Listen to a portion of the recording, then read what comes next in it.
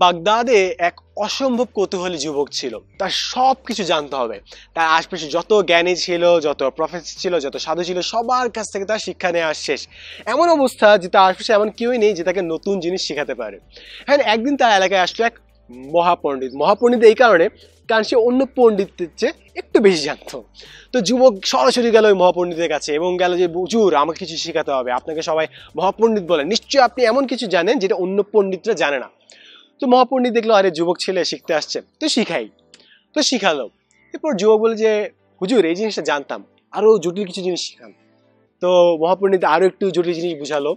তো ছেলেটা বলে যে, হুজুর এই জিনিসটাও জানি, আরো কঠিন কিছু শিখান।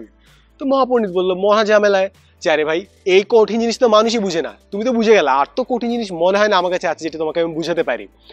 তো ছেলেটা নাচর বান্ধা, না হুজুর সবাই আপনাকে মহাপণ্ডিত বলেন, নিশ্চয়ই আপনি এমন কিছু জানেন যেটা এখন আপনি আমাকে বলেননি। তো মহাপণ্ডিত বললো, আচ্ছা ঠিক আছে ভাই, তুমি যদি টিকটিকির মতো চিপকাই থাকো তাহলে চলো আমার সাথেই চলো, আমার সাথে কাজ করবা, তখন আমি তোমাকে আসল শিক্ষা দিব একটা। তো ছেলে খুশি, মহাপণ্ডিত খুশি যে সাহায্যে একটা হাত পেল। তো ছেলে চলে গেল মহাপণ্ডিতের সাথে উনার দেশে, বিভিন্ন দেশে দেশে কাজ করবেন। মহাপণ্ডিত করতে হচ্ছে কামারের কাজ। তো ছেলেটাও মহাপণ্ডিতকে দেখে এবং ওই অনুযায়ী কাজ করে, কোনো প্রশ্ন জিজ্ঞাসা করে না, যদি না আবার হুজুর রাগ হয়ে যায়। তো ওইবার কয়েকদিন গেল, কয়েকদিন যায়, সপ্তাহ যায়, মাস চলে যায়। ছেলেটা একটু চিন্তা করলো যে কি কাহিনী, হুজুর কিছু বলছে না কেন। তো হুজুরের কাছে গেল এবং বলে যে, মাফ করবেন হুজুর, কিন্তু আপনার তো কিছু শিক্ষা দেওয়ার কথা ছিল, তো এখনো তো বললেন না। তো হুজুর বললো, আচ্ছা তুমি যে শিক্ষার জন্য এখানে এসেছো তার জন্য একটু অপেক্ষা করতে হবে, এবং তুমি যেই দিন শিক্ষাটা পেয়ে যাবে ওই দিন তুমি দেশে ফেরত যাবে।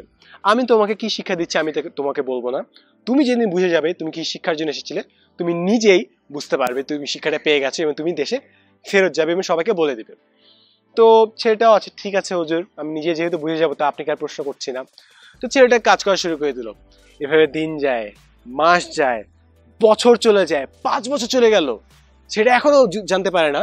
তো চিন্তা করলো যে এমন কি থাকতে পারে, এভাবে সে চিন্তা করতে থাকলো এবং ফাইনালি একদিন সে বুঝে গেল যে তার হুজুর তাকে কি শিক্ষা দেওয়ার জন্য এখানে এসেছিলেন।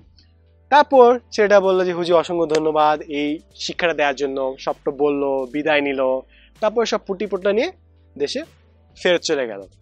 দেশে যখন ফেরত আসলো অনেক বছর পর, সবাই তো অনেক খুশি, আরে এই ছেলেটা ফেরত আসছে, এতদিন অনেক নিশ্চয়ই জ্ঞান আহরণ করেছে। তো সবাই ঘিরে ধরলো যে কি শিক্ষা পেলাম মহাপণ্ডিতের কাছে। ছেলেটা বললো যা হুজুর তাকে বলেছিল, যে হুজুর তাকে এমন একটা শিক্ষা দিয়েছিলেন যেটা কারণে তাকে 5 বছর সেখানে থাকতে হয়েছিল, এবং শিক্ষাটা হচ্ছে ধৈর্যের শিক্ষা। সবাই হলো ধৈর্যের শিক্ষা, হুজুর তো এটা আমাদেরকেও বলতে পারতেন, প্রতিদিনই তো বলতে পারতেন যে আরে ভাই ধৈর্য ধারণ করো তাহলে অনেক ভালো করবা লাইফে, কিন্তু কেন 5 বছর নিলেন? সেটা বললো যে উনি যদি প্রতিদিনই আমাকে বলতেন তাহলে হয়তো আমি শুনতাম, একদিন 2 দিন শেষ। কিন্তু ধৈর্য হচ্ছে এমন একটা জিনিস যেটা অনুশীলন করতে হয়, যেটা আস্তে আস্তে বাড়াতে হয়। এটা এমন জিনিস না যে একদিন আমাকে বললে বা আমার মাথায় ঢুকে গেল, এটা আস্তে আস্তে করতে অনেক দিন সময় লাগে। এই জন্যই উনি মহাপণ্ডিত ছিলেন, উনি জানতেন যেটা বললে হবে না, এবং এই জন্য তিনি আমাকে 5 বছর উনার আন্ডারে কাজ করিয়েছেন, এবং ওই জন্য আমি ধৈর্য শিক্ষাটা আস্তে আস্তে আস্তে করে শিখেছি। এবং এই গল্পে এটাই শিক্ষা যে ধৈর্য ধারণ করার জন্য, এই ধৈর্য জিনিসটা নিজের মধ্যে নেওয়ার জন্য সময় দরকার এবং অনুশীলনের জন্য দরকার। আমরা অনেক হয়তো ভাবি যে আমার ধৈর্য নাই, ওর ধৈর্য নাই, কিন্তু ধৈর্যটা আস্তে আস্তে তৈরি করতে হয়, হঠাৎ করে মানুষের মধ্যে ঢুকে যায় না। এবং খালি ধৈর্যই না, আমি যদি গল্প ঠিকমতো খেয়াল করি এমন অনেক জিনিস আছে যেগুলো জাস্ট বললে হয় না, অনুশীলন করতে হয়। হয়তো এখন আমরা বললাম যে দান করো, মানুষের জন্য ভালো কিছু করো, ভালো চিন্তা করো, মানুষের সাথে ভালো ব্যবহার করো, আরে ভাই একদিন বলে তো হবে না, করতে হবে, দিনের পর দিন আমি যদি করে যাই তাহলে আমাদের মধ্যে ঢুকবে। অনেক জিনিস যেগুলো আমরা জাস্ট শিখি, জাস্ট বইয়ের পাতা আওড়াই, ফিজিক্সে অনেক জিনিস শিখলাম, অনেক কেমিস্ট্রিতে শিখলাম এই কেমিক্যালের সাথে মিশালে এইটা হয়, ওই হয়, এই রং বদলায় যায়, কিন্তু কখনো করে দেখি নাই, কখনো ফিজিক্সের রুলগুলো অ্যাপ্লাই করি নাই। ব্যবসায় অনেক কিছু শিখলাম কিন্তু কোনোদিন একটা দোকানে বসি নাই। কি লাভ হবে যদি এত জিনিস শিখে আমি যদি সেটা অ্যাপ্লাই না করি, অনুশীলনই না করি? আমরা শেষমেশে দোষ দিব যে আমরা এত কিছু শিখলাম কোনোদিন কোনো লাইফে কাজে লাগে নেই। কাজে লাগবে কেন?